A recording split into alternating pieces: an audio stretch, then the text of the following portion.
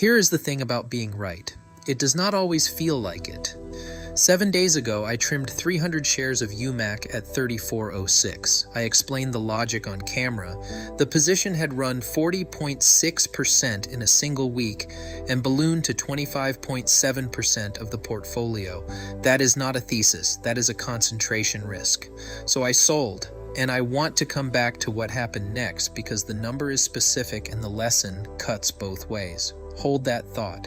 The portfolio closed the week at $100,949 against the $101,700 actually deposited.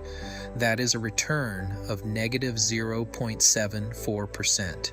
1 week ago, it was sitting at $106,618. That is a drop of $5,669 in 7 days. The account has now crossed back below the starting line for the first time since early June.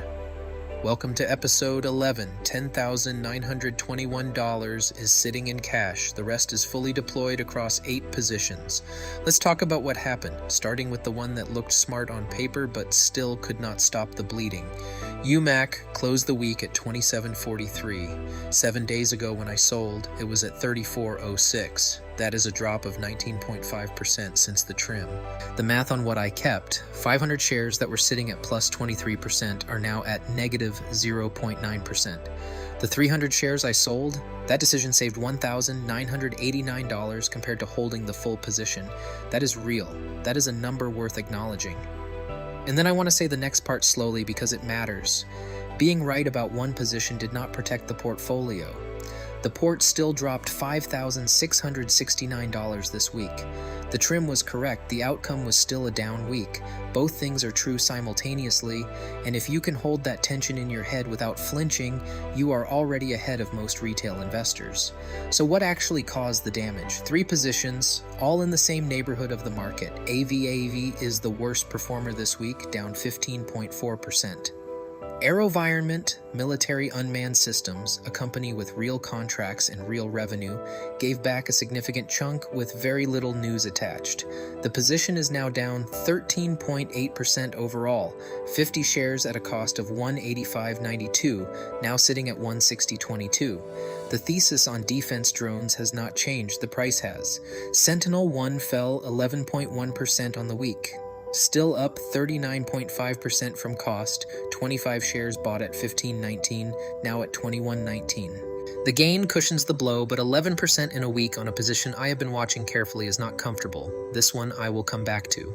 RAP dropped 12.6% this week and is now down 38.2% overall. 406 shares at a cost of $246, now at $152. I am not going to pretend that number feels good. The counter-drone thesis, RAP Shield, the Fresnel imaging deal, exclusive US and NATO rights to physics-based sensing technology, that thesis is intact. The stock is not cooperating. These two facts will eventually reconcile. The question is which direction they reconcile in, and I do not know the answer yet.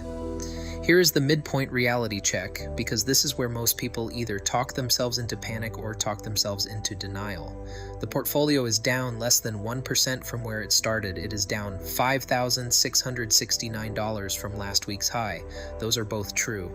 The positions doing the most damage are all in the defense drone tech corridor, AVAV, RAP, and to a lesser degree, UMAC. That is a concentration story even after the trim. It is something to watch. It is not something to fix with a knee-jerk sell on a Tuesday morning. Now, the big development. The SEC declared the JFB X10 S4 effective on August 11th. That is the final regulatory hurdle.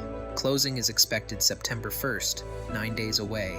The combined company will trade on the NYSE as XTND, X10 AI Robotics, and my 6,588 JFB shares convert 1 for 1. I need to say something clearly about what that means, because I have seen this misread in comments before. A 1 for 1 conversion is not a payday, it is the same share count in a different company. I do not wake up on September 2nd richer because the ticker changed.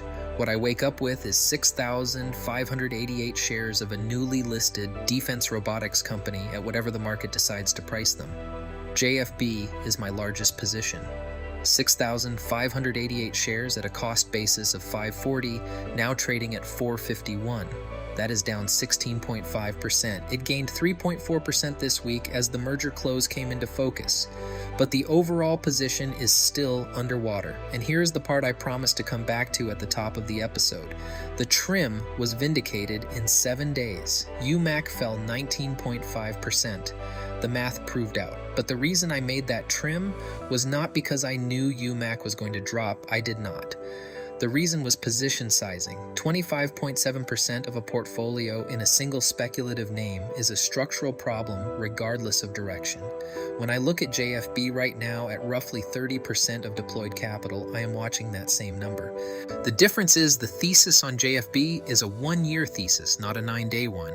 Extend does defense robotics.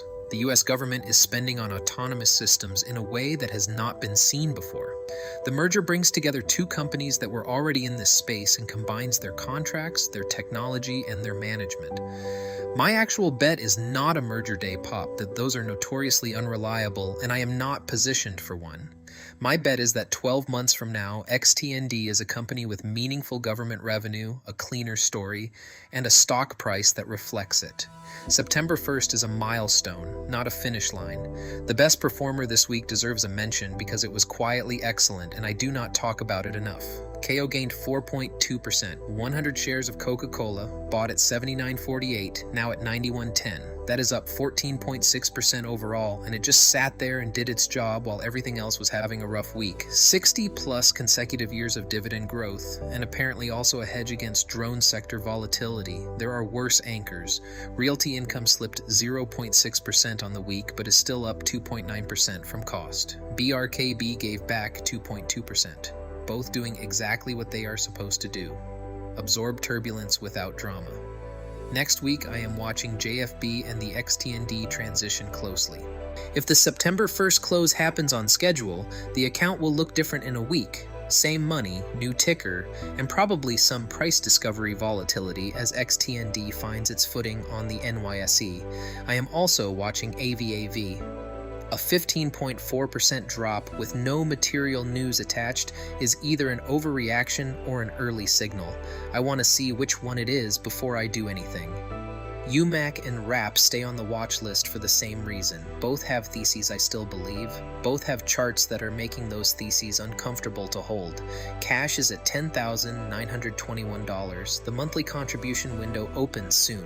I have not decided where it goes yet. If you want to run the same experiment on your end, track these positions, build your own allocation, test your own patience, paper trade it in parallel. That is how you learn what a down week actually feels like before real money is on the line. It feels, for the record, a lot like this episode. Dumb money, smart moves, the 100K experiment continues.